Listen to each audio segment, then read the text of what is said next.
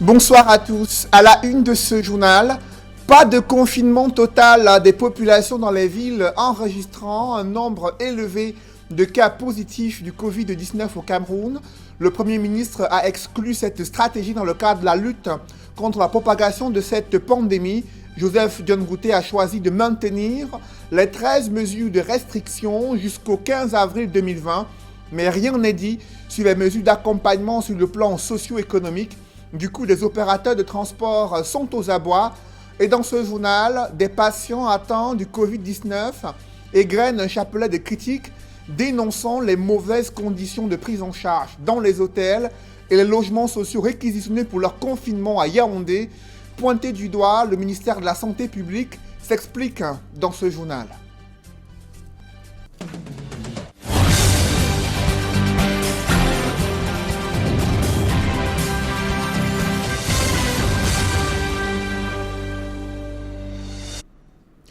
Merci de suivre cette édition complète de l'information sur Equinox en télévision.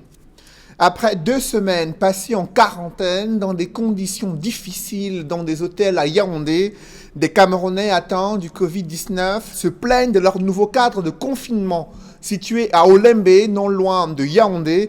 Les logements sociaux réquisitionnés à cet effet n'offrent aucune commodité et logistique appropriée pour ces Camerounais.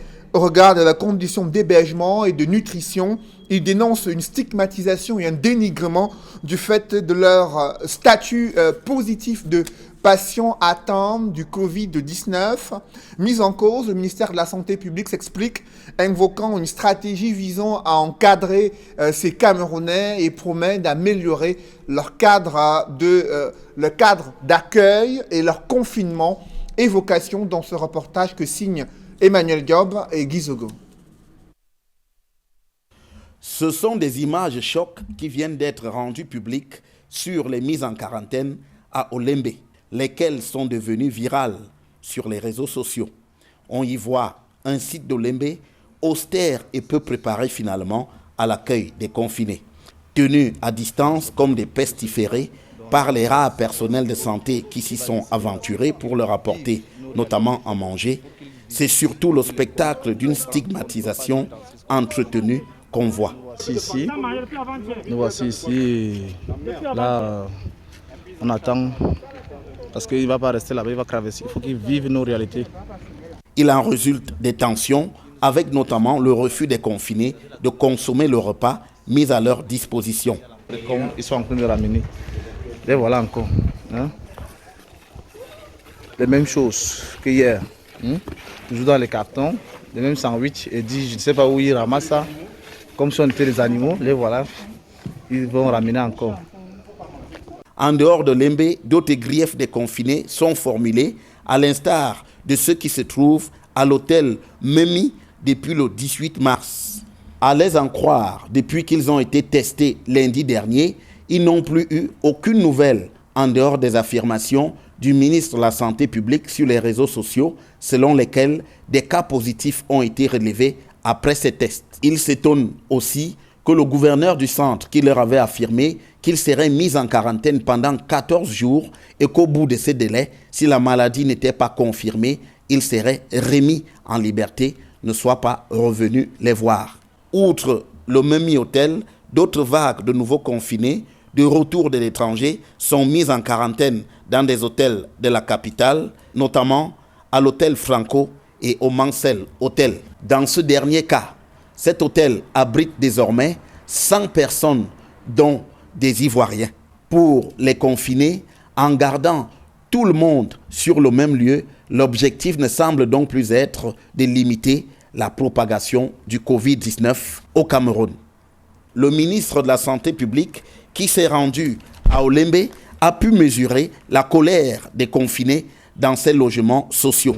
Il promet des améliorations dans de très brefs délais. Cela alors même que d'aucuns pronostiquent déjà que si rien n'est fait, les confinés pourraient déserter ces sites. Là, on attend.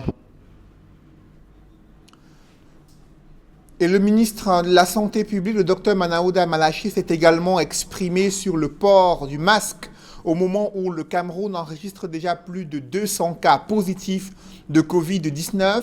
Dans ses multiples tweets, le ministre de la Santé publique a recommandé aux Camerounais à la fois de rester chez eux autant que possible, mais également il a insisté sur le port du masque dans des milieux où il y a de la foule, notamment dans les lieux de grands rassemblements, que ce soit les espaces marchands ou encore dans les lieux publics. Je vous propose d'écouter le ministre de la Santé publique, le docteur Manaouda Malachié, sur les enjeux du port du masque en ce moment où le Cameroun est confronté à cette pandémie du coronavirus.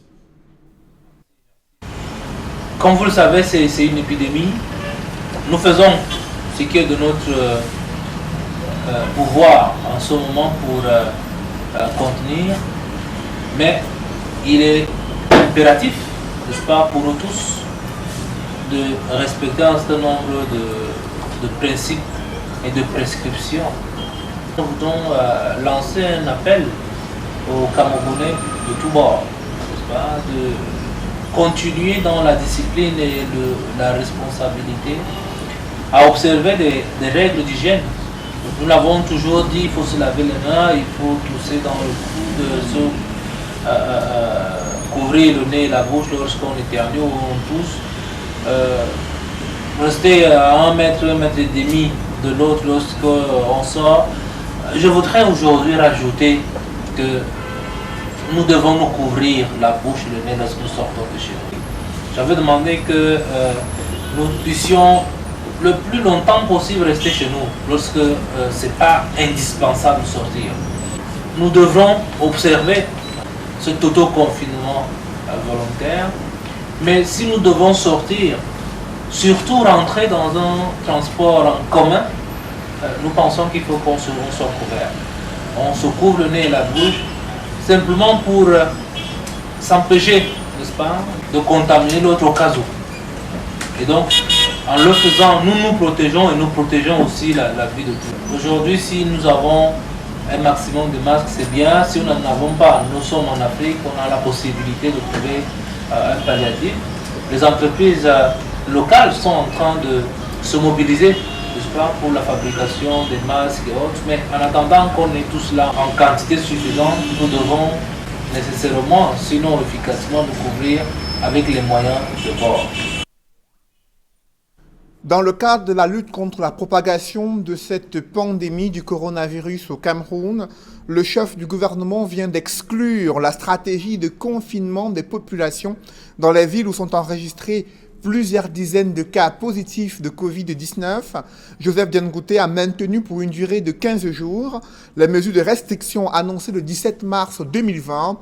Ces mesures de restriction restent en vigueur jusqu'au 15 avril 2020. Il s'agit entre autres de la fermeture des frontières, des débits de boissons, restaurants, lieux de loisirs et établissements scolaires, la régulation des flux des consommateurs dans les marchés et les transports, la suspension des missions à l'étranger pour des membres du gouvernement. Dans la note qui a été rendue publique ce jour par le secrétaire général des services des premiers ministres annonçant le fait que ces mesures de restriction soient maintenues, rien n'a été dit sur les mesures d'accompagnement sur le plan socio-économique. Du coup, des opérateurs de transport sont en colère, des syndicats s'insurgent contre ces restrictions imposées dans le secteur d'activité en vue d'enrayer la propagation du Covid-19, alors que le gouvernement leur demande d'y voir un effort de contribution à la stratégie de riposte. Ces syndicats exigent la réduction des prix du carburant pour amortir les pertes liées à la limitation des passagers dans le transport urbain, interurbain et rural au Cameroun. Élisée Bogba et Marcelin Gansop. C'est au bout de plusieurs correspondances adressées au Premier ministre et au ministre du Commerce et qui sont restées sans suite que le collectif des syndicats nationaux des transports routiers a décidé de passer à la vitesse supérieure. Ces syndicats dénoncent la mort programmée de leur activité consécutive à l'application des mesures de restriction prescrites par le gouvernement en vue de tordre le cou à la propagation du coronavirus. On nous a demandé de transporter 2 personnes dans un taxi, derrière et une personne devant. Vous quittez peut-être Mimboman, vous portez 3 personnes pour Mokolo, c'est 7 km. Les 3 personnes payent 750 francs. Le litre de carburant, c'est 630 francs. 750 moins 630, il reste combien?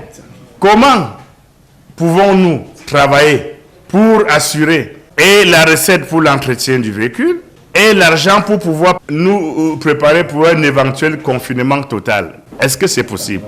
Dans le secteur interurbain, vous prenez une coaster, vous exigez 20 places, une coaster de 35 places. 20 places à 3 000 francs, Douala, Yaoundé, ça fait 60 000. Le carburant prendra combien? Les péages et tout.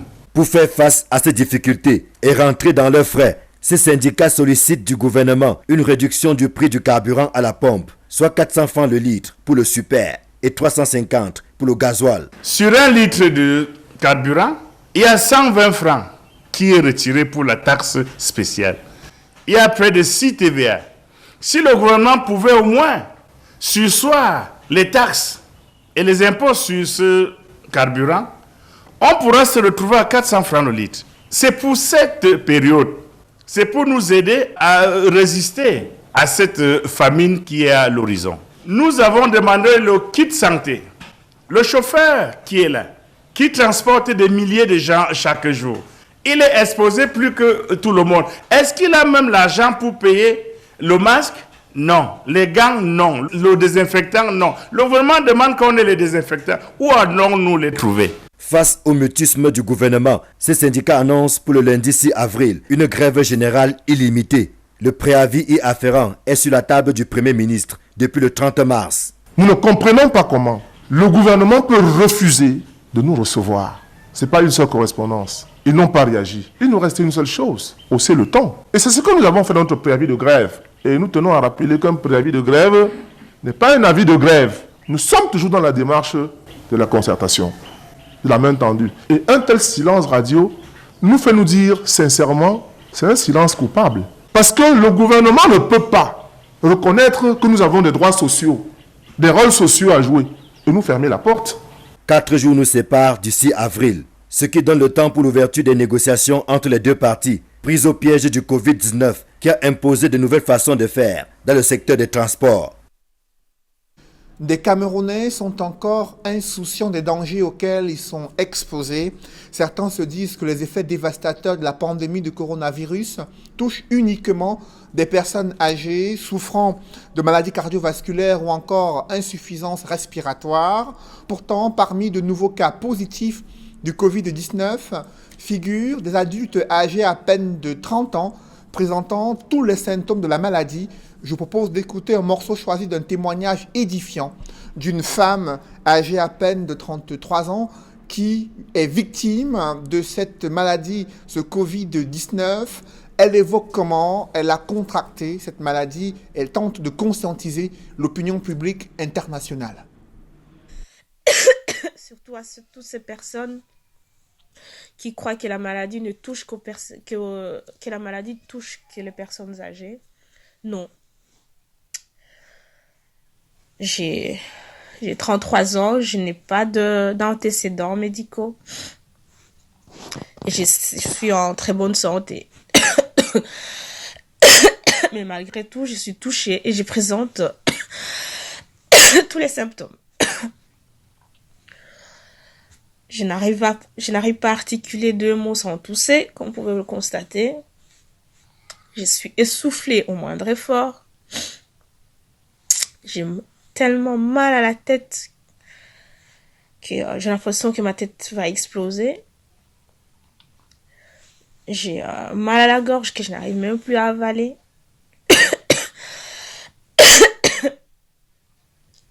J'ai mal partout, comme si j'ai été battue comme pas possible. Donc oui, je suis malade. Et demain, ça peut être vous. Donc pour éviter cela, protégez-vous. Lavez-vous les mains. Désinfectez vos mains. Déplacez-vous le moins possible. Et c'est pas parce que le gouvernement dit que vous pouvez aller vous balader qu'il faut vous rassembler à 10 000 dans un parc parce qu'il fait beau. Et un chiffre important dans la lutte contre le Covid-19, notamment en France, près de 1524 patients ont été traités à l'hydroxychloroquine à l'Institut du professeur Didier Raoul, situé à Marseille en France. Cet épidémiologiste insiste sur le protocole thérapeutique qui associe 2 médicaments. Je vous propose d'écouter un morceau choisi du professeur Didier Raoul sur les résultats obtenus au sein de son institut depuis qu'il met en œuvre ce protocole de traitement à base de chloroquine. Les stratégies diagnostiques qu'on a mis en place, bien sûr, fonctionnent bien. On a testé 50 000 personnes ici, maintenant. Donc, ce qui nous a permis de détecter 2400 personnes infectées ici, qui on a proposé des thérapeutiques. Nous avons maintenant du recul sur à peu près 1 millier de personnes qui ont reçu le traitement hydroxychloroquine plus azithromycine.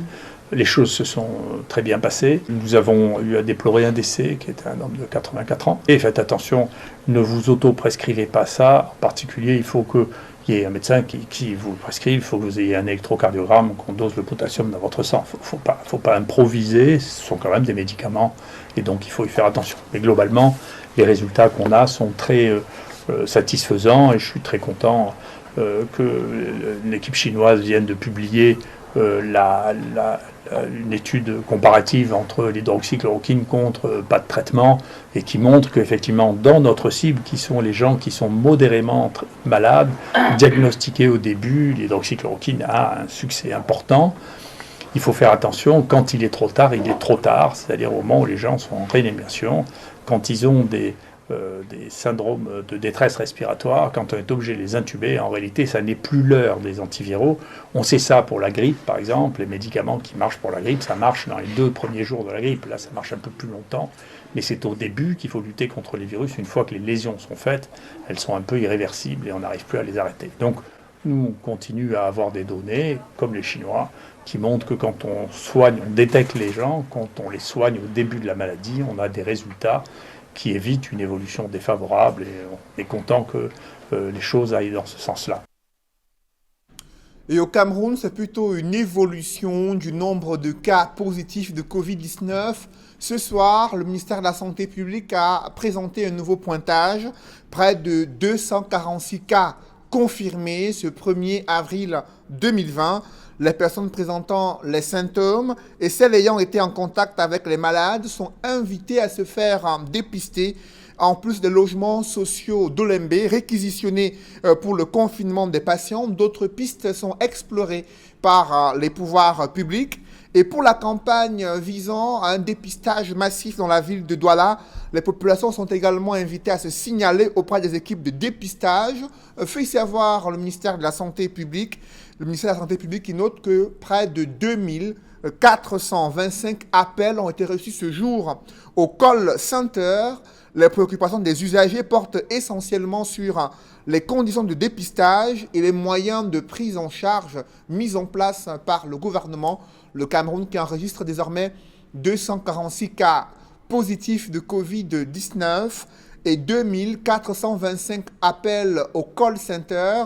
Le numéro vert, le 1510, l'essentiel des préoccupations est axé sur les conditions de dépistage et les moyens de prise en charge. Le gouvernement qui est à la recherche des espaces pour le confinement des potentiels patients atteints du Covid-19, notamment dans la ville de Yaoundé. Et sur le continent africain, les plans de riposte sanitaire sont étoffés de multiples stratégies de soutien économique, social et humanitaire, évaluées à des centaines de milliards de francs CFA. Comment les pays voisins, en Afrique centrale, en Afrique de l'Ouest et en Afrique de l'Est, comment ces pays africains se mobilisent-ils face à la pandémie de coronavirus? Vous allez le voir dans ce reportage de Jean-Paul Chouniat. Au-delà des plans de riposte sanitaire, il y a des mesures d'accompagnement sur le plan socio-économique face à cette pandémie de coronavirus et son impact dévastateur sur les économies de ces différents pays africains. Reportage. D'après le Centre de l'Union africaine pour la prévention et le contrôle des maladies, 134 personnes sont déjà mortes sur 4282 cas testés positifs au Covid-19 dans 46 pays d'Afrique. Face à la propagation rapide du virus mortel sur le continent, plusieurs pays mettent déjà en place une riposte sanitaire contre la progression du Covid-19. Dans l'ensemble, il s'agit d'une allocation conséquente de ressources financières pour équiper les hôpitaux et augmenter les capacités d'accueil en aménageant des espaces, à l'instar des stades de football. En plus de cette riposte sanitaire, plusieurs États, à l'instar du Sénégal, la Côte d'Ivoire, le Niger, le Ghana, ont déjà pris une série de mesures pour atténuer les effets néfastes du Covid-19 sur leurs économies. Avec 135 cas et un décès, le gouvernement sénégalais vient de se doter d'un fonds de solidarité de 1000 milliards de francs CFA pour la prise en charge des malades et la sensibilisation. Au sorti de la concertation avec les leaders politiques et acteurs de la société civile, le président Macky Sall accorde 184 000 francs CFA mensuels d'aide à 125 000 familles du secteur informel pendant 3 mois. Et pour accompagner les entreprises, les autorités sénégalaises entrevoient un allègement fiscal de 200 milliards de francs CFA. Dans la même lancée, la Côte d'Ivoire, avec 171 cas et un mort, débloque 1700 milliards de francs CFA pour perfuser ses entreprises et ainsi sauver son économie, désormais en danger face aux dégâts collatéraux du Covid-19. Dans ce plan global, le chef de l'État Alassane Dramane Ouattara consacre aussi une rallonge de 95 milliards de francs CFA pour la riposte sanitaire. Enregistrant 3 décès sur 27 contaminés, le Niger prend très au sérieux les effets dévastateurs du coronavirus sur son tissu socio-économique. Les autorités de Niamey mettent contre la pandémie une enveloppe de plus de 530 milliards de francs CFA pour les soins aux personnes infectées, l'approvisionnement en équipements et consommables médicaux et l'appui aux entreprises. En plus des exonérations fiscales à court terme, le président de la République, Mahamat Issoufou, a décidé de faire supporter au Trésor public nigérien les factures d'eau et d'électricité de ses compatriotes sur une période. Toujours en Afrique de l'Ouest, le Ghana touché par le Covid-19 avec 161 cas et 5 morts. Les autorités d'Accra consacrent 50 milliards de francs CFA pour la lutte contre la propagation du coronavirus sur leur territoire. Nul doute donc que dans l'ensemble, la note du Covid-19 sera très salée pour les pays africains, dont l'Organisation mondiale de la santé, le Fonds monétaire international et la Banque mondiale présageaient déjà une catastrophe pour tout le continent. En cette période de crise, de nombreux chefs d'État africains montent au créneau pour rassurer les populations. Au Cameroun, ce sont des gardiens de la tradition qui s'invitent sur le débat concernant le silence du chef de l'État du Cameroun. Le roi des Bamendjo estime que les périodes de crise comme cet état d'urgence sanitaire nécessitent des assurances de la plus haute autorité de l'État. Sa Majesté Sékou Jean Ramo exhorte les dirigeants du pays, la classe politique, la société civile à taire leurs querelles politiciennes et s'engager pour protéger les populations meurtries et dépassées par cette crise sanitaire qui secoue le monde entier. Des précisions sur la sortie du roi des Bamendjo, c'est avec Donald Brice Kamgan. Espérant le secours de son chef, aucune voix ne lui vient au secours, s'alarme Jean Ramo Sékou. Dans une comparaison avec la chefferie traditionnelle, le roi des Bamendjo estime que les Camerounais sont laissés à leur triste sort par le chef de l'État dans la crise du coronavirus. Le peuple regarde la route de la chefferie en ce moment, où il veut entendre la voix du chef pour le rassurer qu'il n'est pas abandonné, n'est pas orphelin. En ce temps de crise, les citoyens sont embarrassés et apeurés, observe le dignitaire traditionnel qui pense que le silence du président de la République fait grandir les inquiétudes. Ce silence, face à la détresse du peuple, c'est pour que le peuple se suicide ou qu'il aille en guerre sans que le chef ne crache sur sa poitrine.